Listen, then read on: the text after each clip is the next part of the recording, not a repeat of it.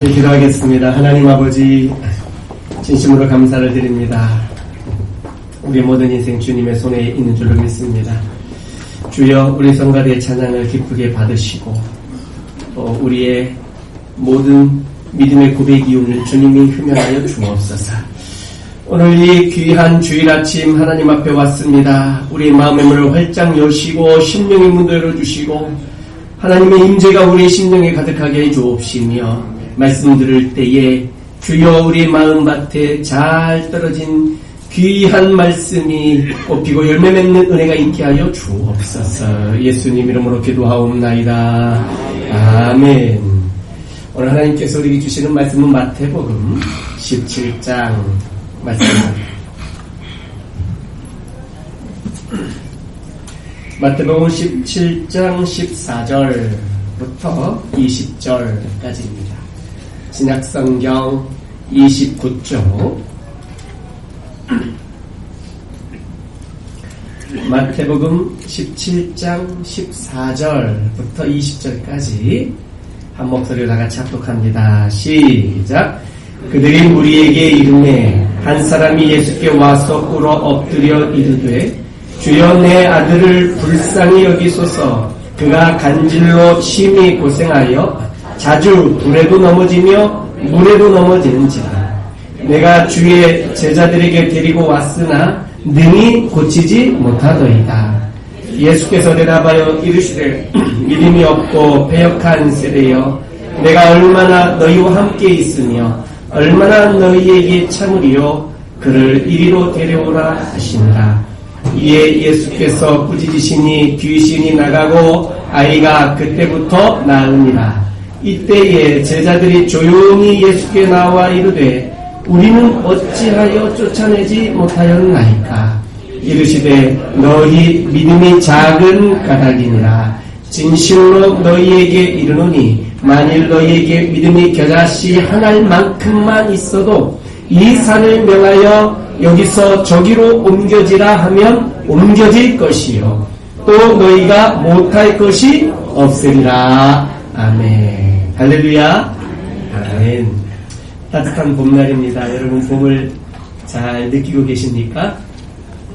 저는 어제 신방하면서 식사하고 오늘 커피숍에 잠깐 가서 차 한잔 마시고 나오는데 그 커피숍 앞에 철쭉 하나가 예쁘게 꽃을 피우고 있는 모습을 보았어요.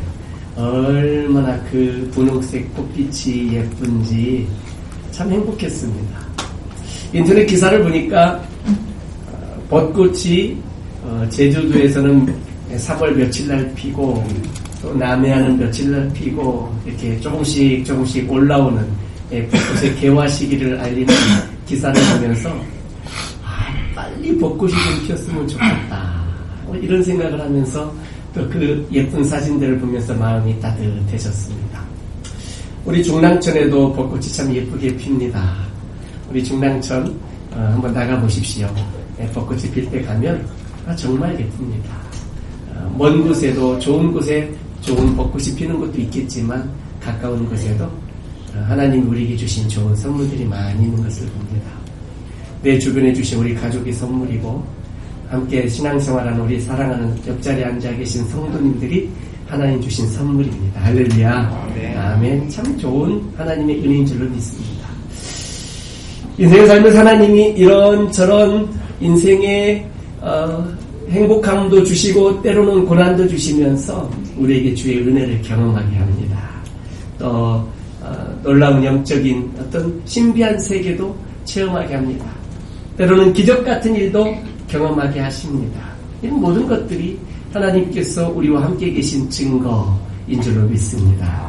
아멘. 오늘 성경에 보면 특별히 마태복음 17장의 내용들은 변화산 사건이 우리가 지난주에 말씀드린 것처럼 변화산 이야기가 나옵니다. 예수님께서 세 제자들을 데리고 높은 산에 올라가셨습니다. 베드로, 요한, 야고보 예수님의 애제자 3명을 데리고 산에 올라갔는데 아주 이 세 제자는 그곳에서 평생 잊지 못할 일을 본 겁니다. 예수님의 모습이 그 빛으로 옷을 입으신 것처럼 그렇게 빛이 나고 그 얼굴의 광채가 마치 신적인 하나님 같은 이런 얼굴들을 보게 된 것이죠. 이야, 이게 얼마나 놀라운 영적 경험입니까? 뿐만 아니라 구약 시대를 대표하는 모세와 엘리야, 이 두 분이 예수님과 함께 계신 것을 본 거예요. 이 얼마나 놀랍습니까? 야, 이것이 바로 우리 주님께서 선포하시던 그 하나님 나라, 회개하라 천국이 가까웠느니라 라고 선포하시던 그 하나님 나라의 본보가 됐으면 좋겠다, 이런 생각을 할 수도 있는 것입니다. 그래서 여기에 초막 셋을 지켰다라는 것은 마치 이곳에 하나님 나라, 예수 그리스도로 말미암아 이루어질 그 놀라운 영광, 나라의 회복, 정치적인 독립, 다시 다윗 시대와 같은 놀라운 그런 힘이 있고 강력한 국가, 하나님의 특별히 선택받은 이스라엘 민족의 재건, 어떤 이런 하나님의 나라를 바로 이곳에 세웠으면 좋겠다라는 마음이 아마 이 세 제자에게 있었던 것 같습니다. 그래서 이곳에 초막셋을 짓고 여기서 있겠다라는 이런 베드로의 이런 그 고백, 바로 이럴 때 하나님께서 저 하늘에서 말씀을 들려주지 않았습니까? 이는 내 사랑하는 아들이니 너희는 그의 말을 들으라 라는 겁니다. 잊지 못할 영적 경험들, 이야, 참 우리 인생에도 이런 특별한 영적 체험이 있으시기를 주의 이름으로 축복합니다. 아멘. 영적 체험이 굳이 없어도 믿음 생활하고 신앙 생활하는데 아무런 지장이 없어요. 아무런 지장이 없어요. 그런데 특별한 영적 체험을 한번 경험하게 되면 더 큰 확신 가운데 서게 되는 줄로 믿습니다. 아멘. 굳이 필요 없어요. 또 그거 막 쫓아다니고 그러실 필요는 없어요. 꼭 결혼 반지 안 끼고 있어도 결혼한 거 내 아내 내 남편 맞잖아요. 그렇죠? 저도 반지 하나 끼고 있는데 이 반지는 결혼 반지가 아닙니다. 결혼 반지는 진작에 팔아먹었습니다. 진작에. 그 신학대학원 다닐 때 등록금 없어서 진작에 애들 거 돌반지 해갖고 결혼 반지 다 갖다 줬더니 30만 원 주더라고요. 그거 합쳐가지고 등록금 내는데 모자라서 조금 버텼어요. 근데 이 반지는 저희 와이프가 저한테 이렇게 아주 얇은 거 대학로 가서 18,000원 주고 사준 반지. 그때 제가 캐나다로 먼저 갔을 때 가서 땀만 먹지 말라고 아마 사준 걸로 제가 기억합니다. 결혼 반지 없어도, 특별한 이벤트 없어도 가정을 행복하게 꾸려가는데 아무 문제 없어요. 신앙생활도 마찬가지예요. 영적인 특별한 이벤트가 없어도, 하나님과 특별한 무슨 영적 신비한 체험 없어도 말씀 붙들고 그분이 나의 구주라고 고백하고 주님을 사랑한다라고 고백하고 주의 사랑과 그 은혜를 입으며 살면 신앙생활하고 하나님의 나라의 주의 자녀로 사는데 아무 문제 없어요. 그런데 때로는 영적 경험이 우리에게 혹시 하나님이 주신다면 그것도 우리에게 큰 은혜요 축복인 줄로 믿습니다. 이 예수님의 세 제자가 이 놀라운 영적 경험을 한 거예요. 얼마나 놀랍습니까? 야, 이곳에서 평생을 살고 싶은 거죠. 그런데 하늘에서 하나님의 음성이 들려지는데 마치 예수님께서 세례를 받고 요단강에서 올라오셨을 때 하셨던 그 음성과 똑같은 말씀, 이는데 사랑하는 자니 너희는 그의 말을 들으라 라는 이 말씀을 들을 때에 갑자기 베드로, 요한, 야고보가 갑자기 이 하나님의 음성을 듣고 났더니 광채 나시던 그 예수님의 광채가 싹 사라져버리고 모세와 엘리야도 눈에 보이지 않고 다시 현실로 돌아온 거예요. 현실. 허름하고 남루한 옷을 입고 계신 예수님이 다시 그 자리에 계신 거예요. 이러한 상황들 가운데에 도대체 이게 뭘까? 굉장히 제자들은 고민이 많았을 것입니다. 제자들은 바로 이 놀라운 영광의 산 변화산에서 그곳에서 계속 있고 싶었을지도 모릅니다. 그러나 예수님께서는 그 변화산에 계속 머물러 계실 수가 없었어요. 왜냐하면 그분이 가실 산은 따로 있었어요. 그 산은 바로 골고다 언덕인 것이죠. 십자가를 지고 우리 모든 죄인들의 그 죄의 짐을 대신 짊어지시고 그 골고다 언덕을 올라가시기 위해서 변화산의 영광을 뒤로하고 내려오셨던 것입니다. 지금 산 아래에서는, 오늘 우리가 읽은 본문입니다. 산 아래에서는 지금 엉뚱한 일들이 일어나고 있는 것을 우리가 본문을 통해서 읽었습니다. 예수님과 세 제자는 그 변화산에서 이런 영광과 이런 경험들을 하고 있는데 산 아래에서는 어떤 일이 일어나고 있었냐면 한 아버지가 간질에 걸린 아들을 데리고 제자들에게 데리고 왔습니다. 그리고 제자들에게 고쳐달라고 합니다. 제자들은 고치지 못하고 있는 거예요. 혼란스럽습니다. 혼란스럽습니다. 제자들은 이미 마태복음 10장에 보게 되면 예수님께서 2사람씩 짝을 찌어서 전도 여행을 보낼 때에 모든 귀신을 쫓아내고 모든 각종 질병을 고칠 수 있는 능력을 주셔서 그들을 파송하시고 그들이 전도 여행을 가서 그 능력들을 행하고 이미 왔어요. 이미 그 능력을 받았어요. 그 능력대로 귀신도 쫓고 병자도 고치면서 하나님의 나라의 복음을 증거하고 전하고 온 제자들이에요. 이미 병을 고쳐본 경험이 있는 거예요. 이미 귀신을 쫓아내본 경험이 있는 거예요. 이미 은혜 받아서 하나님의 능력으로 역사하고 하나님의 능력으로 사역했던 경험이 있는 거예요. 그리고 지금 예수님의 제자로 예수님과 함께 있고 예수님으로부터 훈련을 받고 있는 거예요. 그런데 지금 또 다른 간질병이 걸린 아들이 찾아왔는데 그 아들을 전과 같이 예수님의 이름으로 귀신도 물러가고 간질병도 고쳐질지어다 하면 귀신도 떠나고 간질병도 고쳐져야만 되는데 희한해요. 따라합시다. 오늘은 안 되더라. 이게 우리 인생의 문제예요.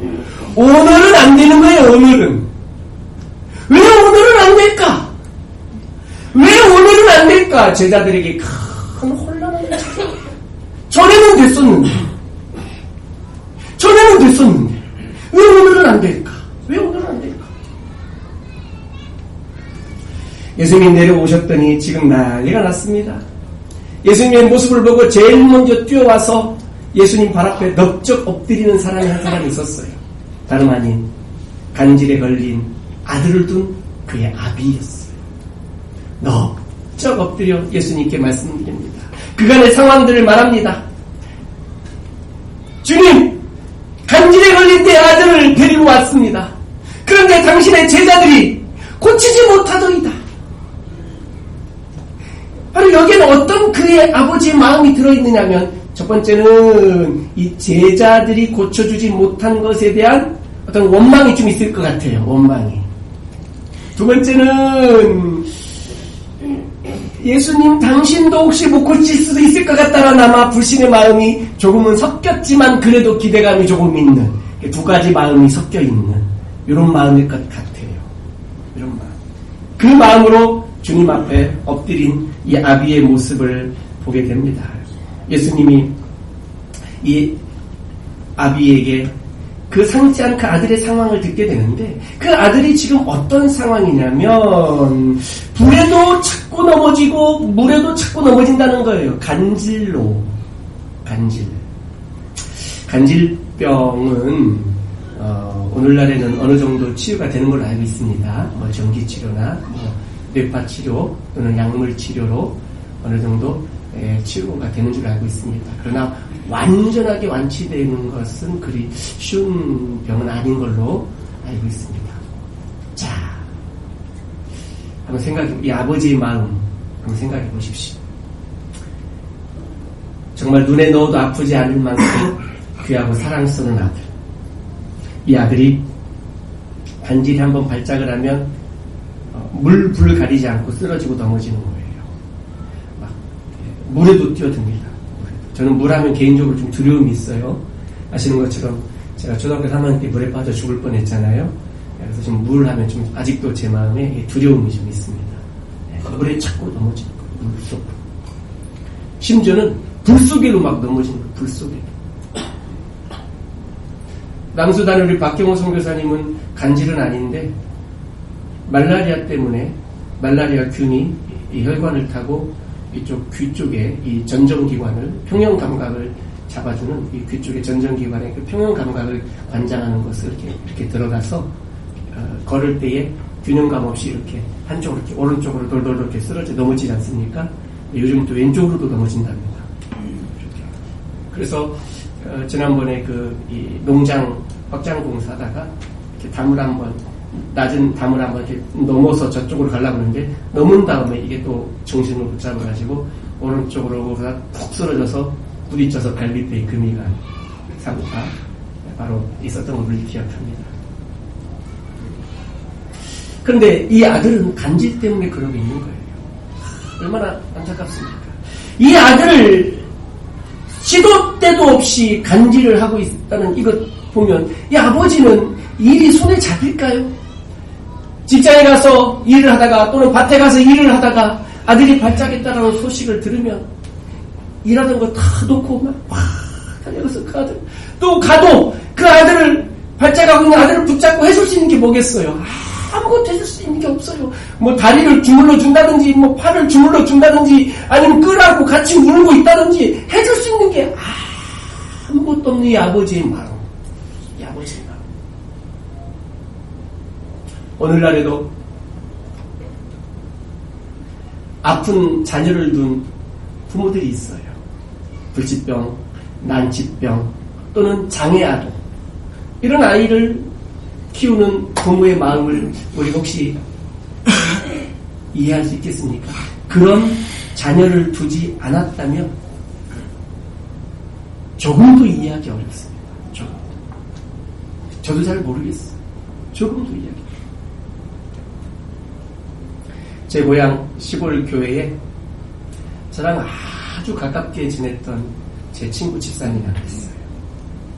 저는 초등학교 때부터 같이 다녔어요.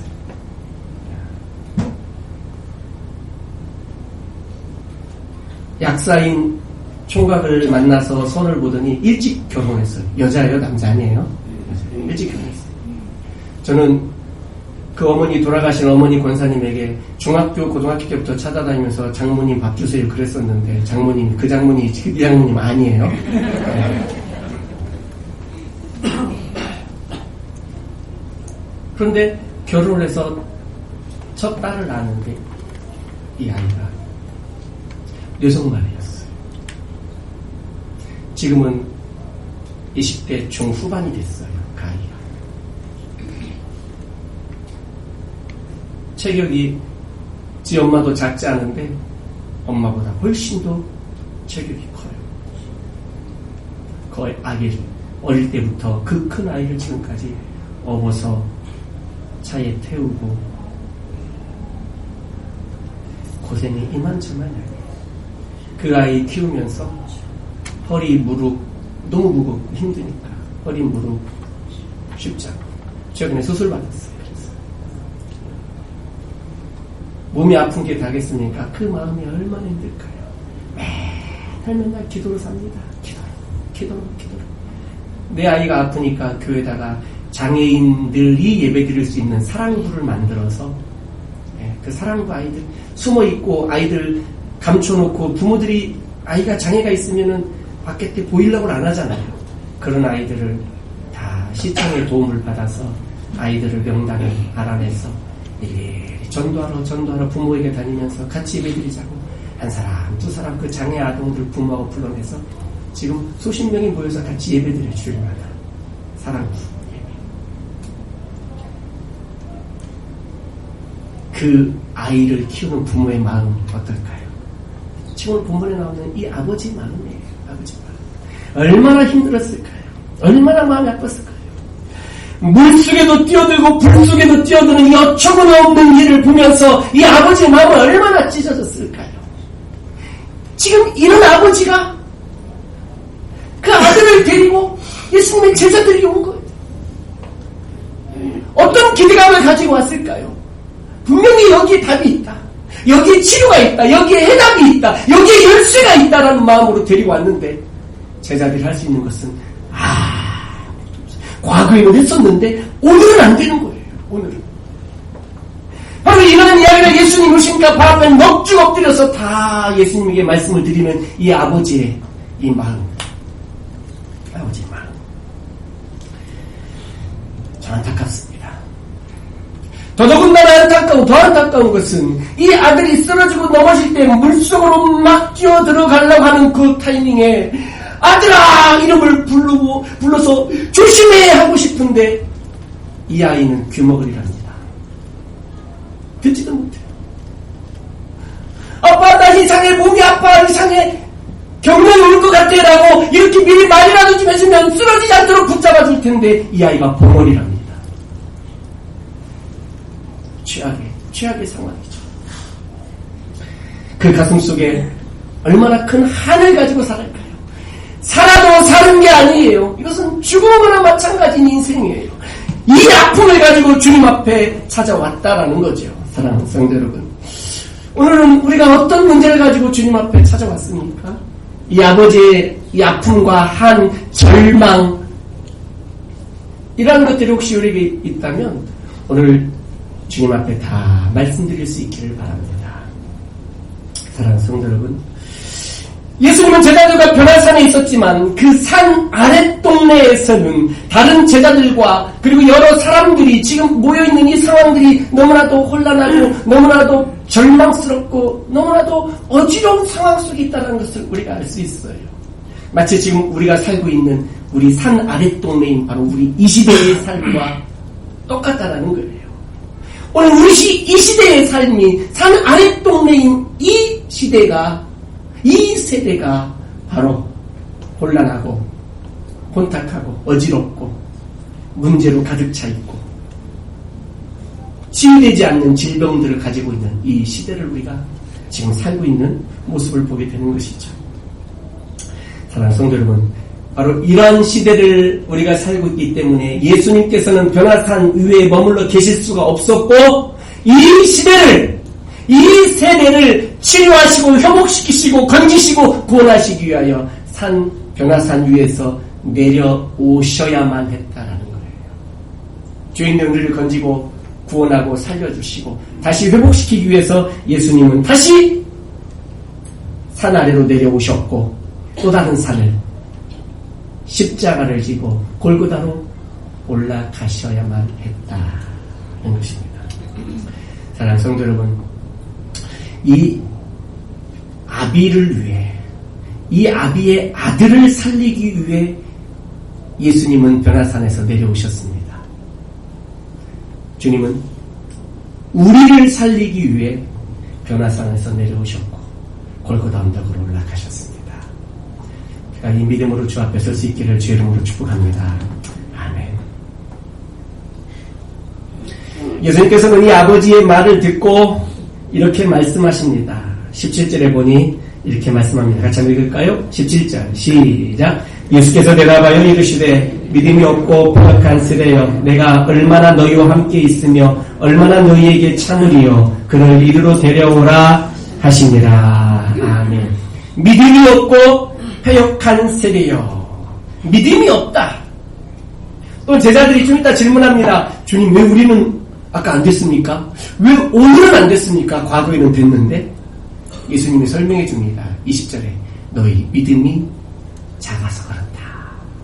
함께 설명해 줍니다. 이 믿음이 없다, 믿음이 작다, 바로 이 표현은 마태복음에 총 4번이 나오는데요. 이것은 다 모두 다 예수님의 제자들을 향하여 하신 표현들이에요. 이미 16장에서는 예수님이 누구신지 고백을 했어요. 신앙 고백 제대로 했죠. 저는 그리스도시요 살아계신 하나님의 아들입니다라고 제대로 고백을 했는데 너희 믿음이 작아서 그렇다. 믿음이 없다는 얘기가 아니에요. 믿음은 있어요. 그러나 주의 능력을 행할 만한 믿음이 아니다라는 거예요. 믿음이 작다, 믿음이 적다라는 이 표현들을 예수님이 하신 것들을, 이 마태복음 앞부분에 산 것들을 보게 되면 마태복음 6장에 너희는 염려하지 마라, 공중나는 새를 보라, 들의 백합화를 보라, 다 너희 천부 아버지께서 입히시고 먹이신다. 이 내용을 말씀하실 때에 이런 말씀하셨습니다. 오늘 있다가 내일 아궁이에 던져질 들풀도 하나님께서 입히시거든. 믿음이 적은 자들아 왜 염려하느냐. 너는 먼저 그의 나라와 그 의를 구하라. 그리 하면 이 모든 것을 너에게 더해 주시리라. 이 말씀을 하실 때 염려하지 마라. 믿음이 적은 자들아. 이때 믿음이 적다라는 표현을 제자들에게 말씀하고 계세요. 제자들에게. 8장에 보면 한 번 더 나옵니다. 8장에 보면 예수님께서 물 위를 걸어오시죠. 그때 놀랍니다. 안심하라 하더니 이런 본문에 나옵니다. 그래서 바람과 바다를 잔잔케 하시면서 믿음이 적은 자들아 말씀합니다. 16장에 한 번 더 나옵니다. 베드로가 예수님을 보고 물 위로 뛰어들었습니다. 빠져나가는 베드로의 손을 붙잡고 구원 건져주시면서 믿음이 작다라고 한 번 더 꾸짖습니다. 그리고 오늘 이 본문에서 간질병 들린 이 어린아이를 고치지 못한 제자들에게 너희가 믿음이 적어서 그렇다 라고 이렇게 말씀하는 것들을 봅니다. 예수를 믿지 않는다는 게 아니에요. 그분이 나의 구주라고 고백하지 않았다는 게 아니에요. 믿음이 있어요. 믿음이 있는데 심지어는 과거에는 그 능력들을 행하기도 했는데 주신 은사로 섬기기도 했고 주신 달란트로 섬기기도 했는데 왜 오늘은 안 되는가? 왜 오늘 안 되는가? 제자들에게 이런 그들이 있는 거예요. 예수님 말씀하시는 거예요. 이 믿음이 없고 패역한 세대여 내가 얼마나 너희와 함께 있으며 내가 너희와 얼마나 너희에게 참아주리요 라고 말씀합니다. 제자들은 이것을 자기들에게 하는 소리인 줄 잘 못 알아들은 것 같아요. 이 믿음이 없고 패역한 세대여라는 것. 그의 아들의 아비가 지금 무릎 꿇고 있는 상황 속에서 말씀을 하시기 때문에 제자들은 아마도 이 아버지가 믿음이 없어서 네 아들이 안 고쳐진 거 아니냐라는 아마 그 아비에게 하는 것으로 말씀하고 있고 아니면 그냥 이 믿음이 없는 세대여 세상을 향해서 아마 하신 말씀이 아닌가 이렇게 아마 생각했던 것 같아요. 그러니까 바로 19절에 조용히 예수님께 다시 한번 엿주는 거예요. 왜 아까 우리는 안 됐죠? 라고. 아까 얘기했는데 이 믿음이 없다라고. 다시 한번 설명해 줍니다. 너희 믿음이 작은 까닭이니라. 라고 다시 한번 정확하게 조금 아까 너희들한테 한 얘기다. 제자들에게. 아주 분명하게 가르쳐주고 있는 것을 봐요. 왜 안 될까? 왜? 우리는 가끔 착각을 합니다. 과거는 됐으니 오늘도 될 거라고. 과거는 이렇게 기도했으니 그래서 응답받았으니 오늘도 이렇게 기도하면 응답받을 거라고. 과거는 저렇게 해서 우리 가정이 좀 일어났고 장사도 잘 됐고 사업도 되고 직장도 잘 됐으니 오늘도 이렇게 하면 될 거라고. 전에는 이렇게 해서 교회가 좀 성장하고 부흥했으니 오늘 이렇게 하면 될 거라고. 과거에 성공했던 그 경험들을 가지고 똑같은 방식과 똑같은 방법으로 오늘 그렇게 접근하는 거죠. 전에는 예수님의 이름으로 귀신아 물러가라, 간질병아 고쳐져라 그러면 10장에서는 고쳐졌었는데 제자들이 오늘 17장에서는 안 된단 말이에요.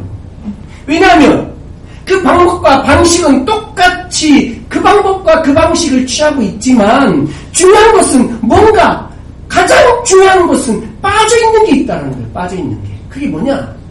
예수님 오늘 말씀해 주시고 지적해 주는 거예요. 믿음이라는 거예요. 믿음. 주의 능력이 마치 500원짜리 집어넣고 버튼 하나 누르면 콜라가 하나 똑 떨어지는 것처럼 자판기에서 우리가 음료수를 사 먹고 커피를 사 먹을 수 있는 것처럼 마치 주의 능력이 자판기에서 내가 뭔가를 하는 능력을 꺼내듯이 그 방식만 취하면 동전 넣고 누르면 떨어지는 것처럼 예수님의 이름으로 동전 넣고 버튼 누르면 콜라 한 캔이 떨어지는 것처럼 주의 능력이 나타나는 것으로 오늘도 내가 그렇게 생각하고 이 자리에 앉아서 예배하고 이 자리에 앉아서 직분을 감당하고 이 자리에 앉아서 주의를 하겠다고 한다면 큰 오산이라는 겁니다. 주의 은사와 주의 능력과 주의 사역들은 과거의 방법대로 하는 것이 아니라 현재성이 중요해요. 내가 현재 얼마나 주님 앞에 믿음으로 서 있느냐라는 거예요. 과거에 내가 했느냐라는 거예요. 내가 내 능력으로? No. 내 능력이 아니에요. 과거에 될 때도 나를 하나님이 쓰신 거지 하나님의 능력이 되면서 역사하신 거지 내가 한 게 아니라는 거죠. 내가 한 게 아니에요. 청지기 정신을 가져야 돼요. 물질에 대한 청지기 정신뿐만 아니라 모든 영적인 능력까지도, 직분까지도 청지기 정신을 가져야 돼요. 내 것이 아니었었어요. 그러나 전에는 내가 기도도 좀 했고, 전에는 내가 은혜 생활도 좀 했고, 전에는 내가 이렇게 섬기기도 했었던 그 은혜 생활이, 성공적인 신앙 생활들이 오늘날도 똑같은 방식으로 이렇게 하면 되겠거니가 아니라, 오늘 믿음이 오늘 현재성이 중요한 거예요. 오늘 내가 어떤 마음으로 주 앞에 서 있느냐, 이게 중요한 거예요. 너희 믿음이 작은 까닭이니라. 아하, 큰 믿음, 작은 믿음이 있는 모양이구나. 여기까지만 읽으면 그런 느낌이 들어요. 너희 믿음이 작은 까닭이니라. 아, 그러면 여기까지만 들으면, 아, 그럼 우리 믿음을 좀 큰 믿음으로 우리가 좀 믿음을 키우면 되겠구나, 이런 생각을 갖게 돼요. 자연스럽게. 그런데 그 뒤에 이어지는 말씀들을 조금 더 들어보니까, 아, 믿음이 크고 작다라는, 작으니까 안 되고 커서 된다라는 느낌이 아니구나, 그걸 알게 돼요. 바라시는 말씀이 뭐냐면 20절의 중반에 보게 되면, 만일 너희에게 믿음이 겨자씨 하나만큼만 있어도 이 산을 명하여 여기서 저기로 옮겨지라 하면 옮겨질 것이요 또 너희가 못할 것이 없으리라 말씀이에요. 아니, 너희 믿음이 작은 까닭이니라라고 말씀하셨는데, 이제는 믿음이 아주 작은 겨자씨 하나만큼만 있어도 이 산을 명하여 저기로 옮겨지라 옮겨지고 못할 일이 없을 것이라고 말씀하신다면, 도대체 그 겨자씨가 얼마나 큰 거야? 도대체 여기에서 볼 때에 겨자씨는 이스라엘의 문화 가운데서 가장 작은 씨앗으로 통칭화되어져 있는 바로 그러한 씨인데, 이렇게 작은 믿음이라 할지라도 이 믿음이 진실되다면, 하나님을 향한 믿음, 모든 능력은 내 것이 아니라, 나로부터 온 것이 아니라 아버지 하나님의 것이었다라는 것, 내가 쓰고 싶을 때 쓸 수 있는 능력이 아니라, 나는 오늘 아무렇게나 살아도 언제든지 주님 앞에 내가 무릎 한번 꿇으면 모든 것을 할 수 있다라고, 과거의 성공의 경험들, 과거의 은혜 생활의 경험들만 가지고 오늘까지 똑같은 방식으로 마치 수학 문제 풀듯이 1 더하기 1은 2라는 답이 나온 것처럼 그렇게 영적 생활을 접근하고 있다면 오산이에요. 오늘 내가 진실한 믿음으로 주 앞에 서 있느냐, 이걸, 네 믿음을 돌아봐야 돼. 믿음이 크냐, 믿음이 작냐, 이런 차원이 아니에요. 믿음이 많냐, 믿음이 적냐, 크고 작음의 문제도 아니고 많고 적음의 문제도 아니에요. 믿음이 아무리 작아도 겨자씨 하나만큼 이 정도밖에 안 되는 작은 믿음이라 할지라도 진실된 믿음으로 주님 앞에 옛날이 아니라 오늘 내가 서 있느냐, 오늘 내가 믿음으로 주님 앞에 서 있느냐, 이게 중요한 거예요. 이게. 무엇이 우리의 눈을 가리고 있습니까? 무엇이 우리의 눈을 가려서 무엇이 우리의 귀를 막고 있어서, 무엇이 내 생각을 위해서 짓누르고 있어서, 무엇이 내 가슴에 무엇이 가득 차 있어서 오늘 내가 이 겨자씨만한 믿음 하나 소유하기가 어렵냐 이거예요. 세상적이고 세속적인 것들, 세상적인 잣대로 교회를 바라보고, 세상적인 삶의 방식으로 교회를 운영하고, 교회를 어떻게 해보려고 하고, 이 모든 것들이 다 자칫 잘못하면 제자들이 실패를 경험한 그 실패를 우리도 경험할 수 있을 것이다 라는 것이죠. 사랑하는 성도 여러분, 전에 과거에 우리를 사용하셨던 그 하나님이 오늘 우리도 사용해 주실 줄로 믿습니다. 그 하나님을 바라보는 믿음이 우리에게 있어야 돼요. 믿음이 겨자씨 하나만큼만 있어도 주께서 역사해 주시는 줄로 믿습니다. 이 겨자씨 하나만큼, 그럼 겨자씨 하나만큼만 믿음 가지고 평생 살아도 되겠느냐, 이런 얘기는 아니에요. 이 예수님의 표현 방식, 물론 큰 믿음 갖기를 원하세요. 고린도전서 12장 성령의 은사들을 말할 때에 믿음의 은사가 있어요. 병 고치는 은사, 방언의 은사, 통역의 은사 할 때 믿음의 은사가 있어요. 믿음도 큰 믿음이 믿음이 있는 건 맞아요. 그런데 여기서 말하는 것은 크다 작냐가 문제가 아니라 겨자씨만큼 아주 작은 믿음이라 할지라도 진실된 믿음만 있다면 주의 놀라운 은혜와 능력과 역사가 하나님의 임재가 우리 안에 충만하게 역사하실 것이다라는 거예요. 우리 믿음의 크기는 어때요? 여러분 우리들의 믿음의 크기는 어때요? 큽니까? 우리들의 믿음의 양은 어때요? 많습니까? 적습니까? 내게 주신 믿음이 크고 작다의 문제의 고민에 빠질 필요도 없고 많고 적다의 고민에 빠질 필요도 없고 내게 있는 이 믿음이 주를 바라보는 진실된 믿음이라고 한다면 한번 따라합시다. 이 믿음으로도 충분하다. 한 번 더. 이 믿음으로도 충분하다. 나의 이 믿음으로도 충분해요. 내가 누구처럼 더 은혜 받아야지. 내가 어느 공사님처럼 어느 집사님처럼 내가 이만큼 기도 못하니까 내 삶이 안 풀리는 모양이다. No! 절대 그렇지 않아요. 절대 그렇지 않아요. 기도 많이 하시는 분 하나님이 기도를 많이 할 수 있도록 그분에게 사명을 주셔서 많이 하는 거예요. 사명을 주셔서.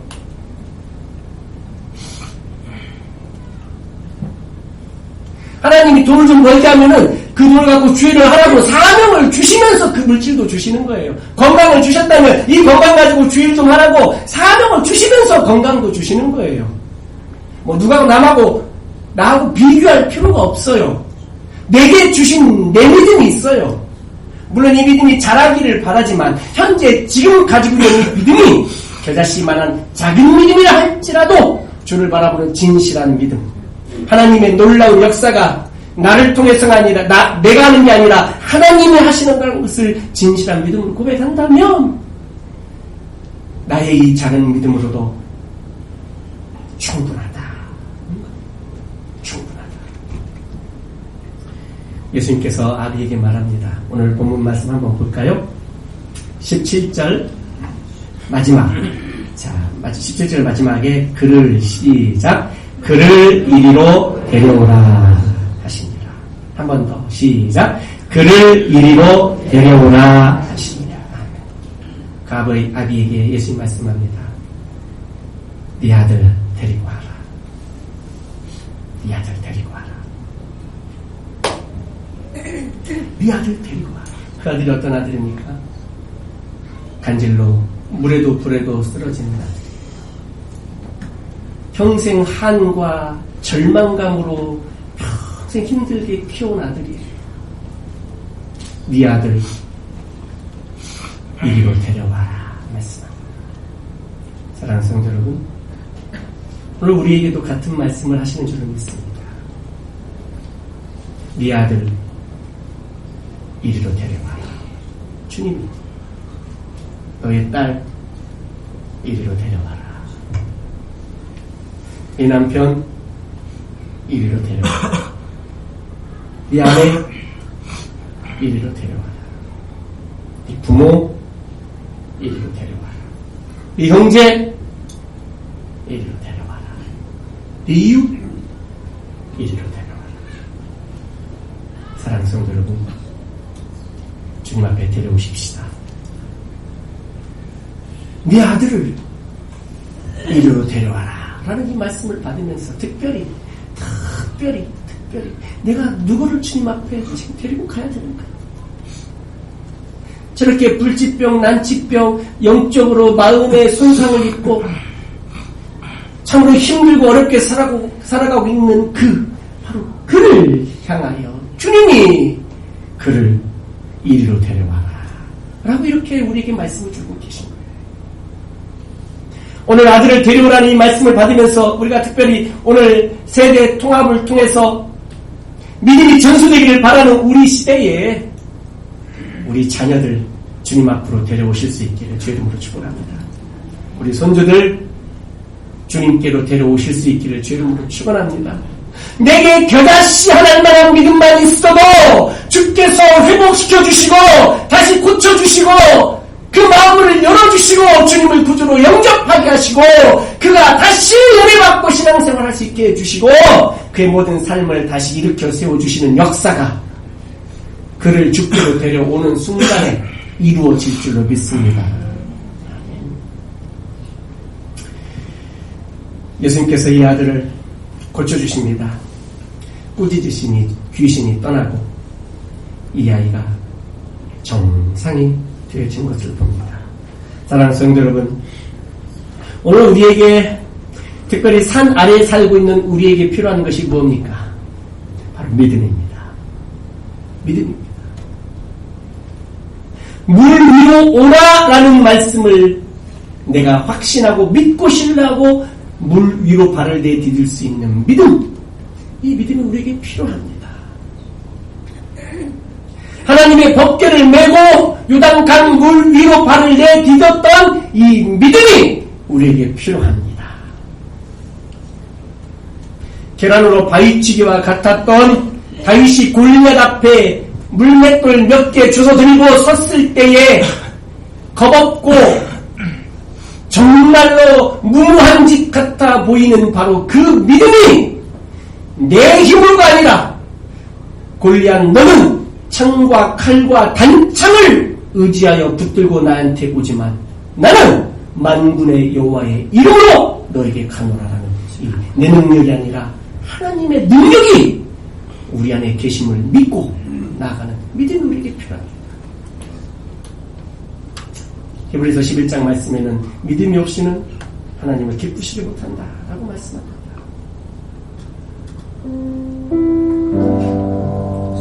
주님은 오늘 우리에게도 믿음을 찾으십니다. 믿음을 요구합니다. 우리의 삶은 어떻습니까? 이렇게 아픈 아들을 둔 것과 같이 우리의 삶이 혼탁하고 어지럽지는 않습니까? 다시 한번 우리가 주님 앞에 믿음으로 설 수 있기를 바랍니다. 무엇 때문에 불안하고 무엇 때문에 염려하고 계십니까? 무엇 때문에 회의적인 생각이 들고 무엇 때문에 절망하고 있습니까? 무엇 때문에 가슴 아파하고 무엇 때문에 걱정하고 있습니까? 쓰나미처럼 해일처럼 밀려오는 바로 그 염려와 두려움들 앞에서 다시 한번 그리스도의 능력을 붙드실 수 있기를 주의 이름으로 부탁을 드립니다. 전에는 과거에는 나의 옛날의 은혜의 신앙생활의 성공 경험들을 다 내려놓고 주님 내가 오늘 현재 오늘 지금 이 자리에서 다시 한번 믿음을 붙듭니다. 다시 한번 주님을 붙듭니다라고 그렇게 고백할 수 있기를 바랍니다. 네 아들을 이리로 데려오라 라는 말씀을 받고 주님 앞에 내가 먼저 나왔으니 이제는 우리 아이를 주님 앞에 데려오라. 내 남편을, 우리 자녀를, 내 부모님을, 우리 이웃을 주님 앞에 데려오니 고쳐주시고 치유해주시고 회복시켜 주시옵소서. 이런 믿음으로 주 앞에 설 수 있기를 주의 이름으로 축원합니다.